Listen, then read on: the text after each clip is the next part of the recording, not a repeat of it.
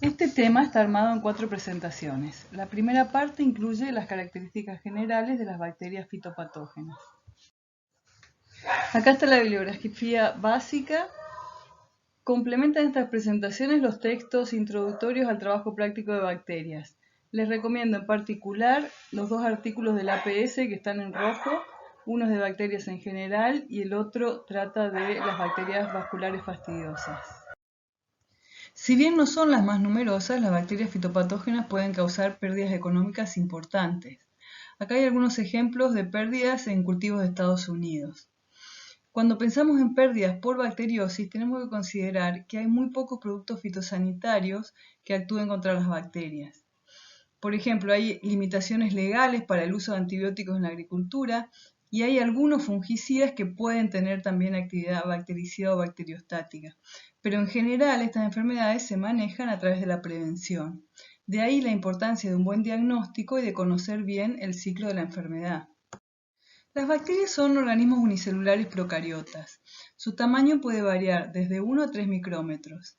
Pueden ser vistas con microscopio óptico, pero están muy cerca del límite de definición, por lo que para poder ver las estructuras más finas hay que recurrir a técnicas de tinción específicas o usar un microscopio electrónico.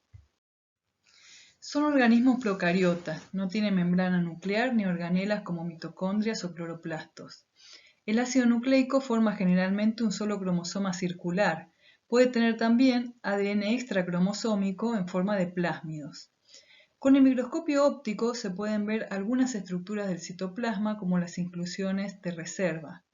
Con el microscopio electrónico se observa el citoplasma con abundantes ribosomas pequeños del tipo 70S. El citoplasma está envuelto por una membrana citoplasmática que está formada por una bicapa de fosfolípidos. Por fuera de la membrana tienen la pared celular, excepto en los molicutes que no tienen pared. Además, tienen apéndices como flagelos y fimbrias que les sirven para moverse y otras funciones más.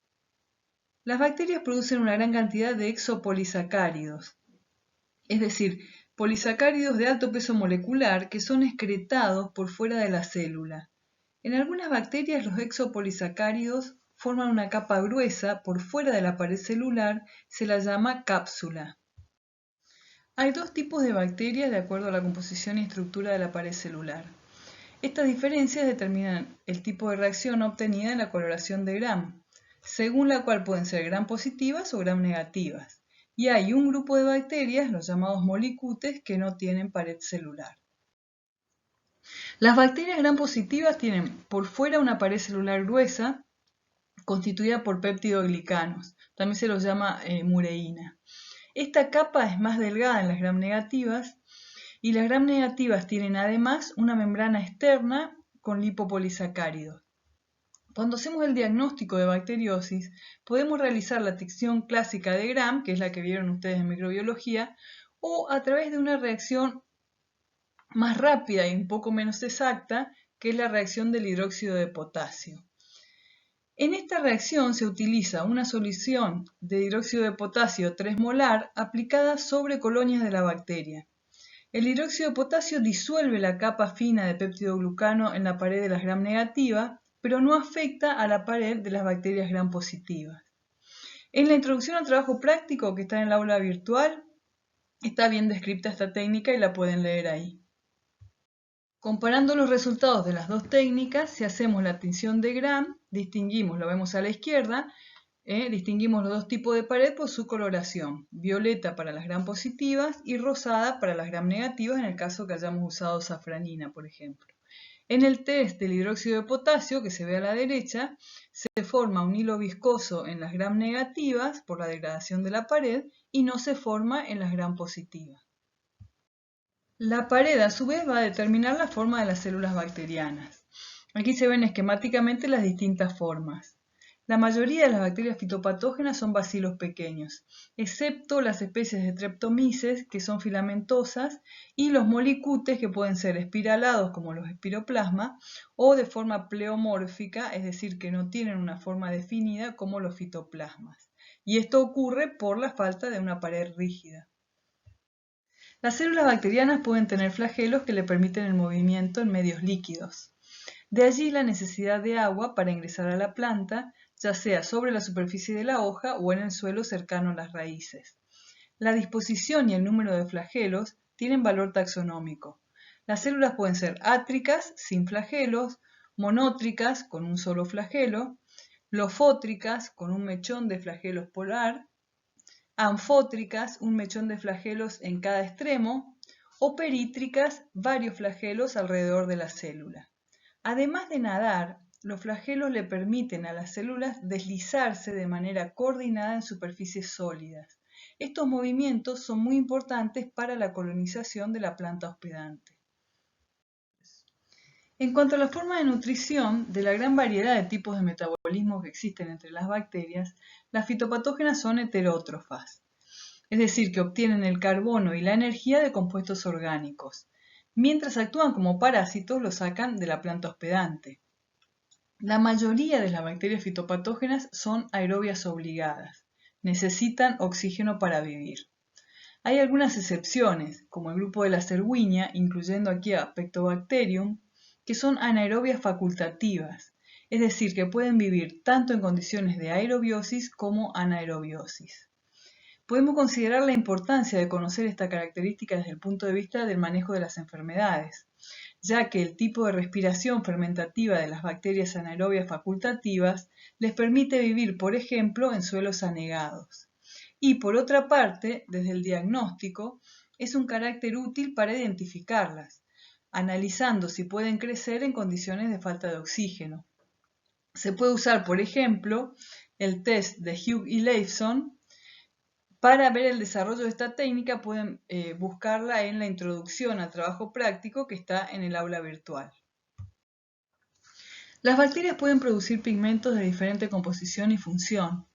Esta característica puede servirnos para el diagnóstico, ya que se pueden usar medios de cultivo que favorezcan la producción u observación de los pigmentos y así identificar a las bacterias.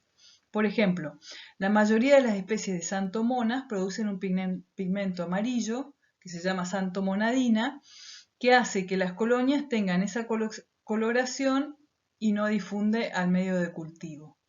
Las pseudomonas, por otra parte, producen pigmentos fluorescentes cuando se las crece en medios de cultivo pobres en hierro. Estos pigmentos sí difunden al medio de cultivo y se los puede ver mejor usando luz ultravioleta. La reproducción de las bacterias se realiza por división binaria. La célula se elonga, primero se replica el ADN, tanto el cromosómico como los plásmidos si los tuviera. Y después se divide la membrana plasmática y se forma la pared transversal dividiéndose en dos células. Teniendo en cuenta que las bacterias son unicelulares, al hablar de crecimiento nos referimos en realidad al crecimiento de la población, al aumento del número de células bacterianas, entendiendo que cada una es un microorganismo independiente. En condiciones óptimas, el crecimiento de las bacterias puede ser muy rápido. Pensemos en que la población se podría duplicar cada una hora o incluso menos tiempo. El gráfico muestra la curva de crecimiento de Escherichia coli en condiciones de laboratorio. Se nota una fase lag de aumento lento, seguida de una fase de aumento logarítmico. Es esa la fase donde la población se va duplicando sucesivamente. Si llevamos esta situación a las condiciones de una bacteria patógena colonizando los tejidos de la planta, podemos hacernos una idea de lo rápido que puede avanzar una bacteriosis cuando se dan las condiciones ambientales que favorecen su crecimiento. Algunos de los factores que afectan al crecimiento de las bacterias y al desarrollo de las enfermedades bacterianas son la temperatura. En general, las bacterias fitopatógenas son mesófilas, la mayoría tienen un rango de entre 20 y 30 grados centígrados, con óptimas en los 28 grados centígrados. Otro factor importante para el desarrollo de las enfermedades bacterianas es la humedad relativa y la presencia de agua libre. Los procariotas no tienen reproducción sexual, pero tienen mecanismos de intercambio genético que permiten la transferencia de genes y su recombinación. Esta recombinación puede resultar en la adaptación a condiciones ambientales, así como la adquisición o pérdida de factores de virulencia. La transferencia de material genético puede producirse de varias formas, por transformación, transducción y por conjugación. En la transformación, fragmentos de ADN que están libres en el medio pueden ser adquiridos por una bacteria y recombinarse en el genoma. Este ADN puede provenir de otra célula bacteriana muerta que se lisó, permitiendo la salida del contenido del citoplasma. En la transducción, la transferencia de material genético ocurre por la acción de un virus bacteriófago y se da cuando actúa un virus atemperado o poco virulento, que no llega a matar la bacteria y que lleva en su genoma fragmentos de ADN de otra bacteria previamente infectada. En la conjugación se produce la transferencia genética entre células vivas, una donante y la otra receptora, a través de estructuras proteicas tubulares llamadas pilus. De esta manera pueden transferirse fragmentos del cromosoma, fragmentos de plásmidos o plásmidos enteros. La conjugación es muy común en las bacterias y es la vía por la cual muchas bacterias han adquirido, por ejemplo, resistencia a antibióticos. Una característica de las bacterias que puede ser importante en el desarrollo de enfermedades es el llamado quorum sensing. Es un mecanismo de comunicación entre bacterias que se da a través de señales químicas y permite a cada célula bacteriana detectar la presencia de otras bacterias de su misma especie o de otras especies y estimar el tamaño de la población. Este mecanismo es muy importante porque la mayoría de las bacterias fitopatógenas solo ingresan a la planta o activan la producción de factores de virulencia cuando superan un número mínimo de células cercanas.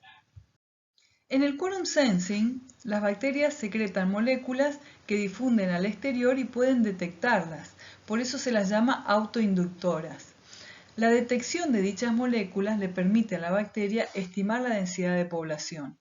Mayor presencia de moléculas señal en el medio indica que hay un mayor número de bacterias cercanas produciéndolas.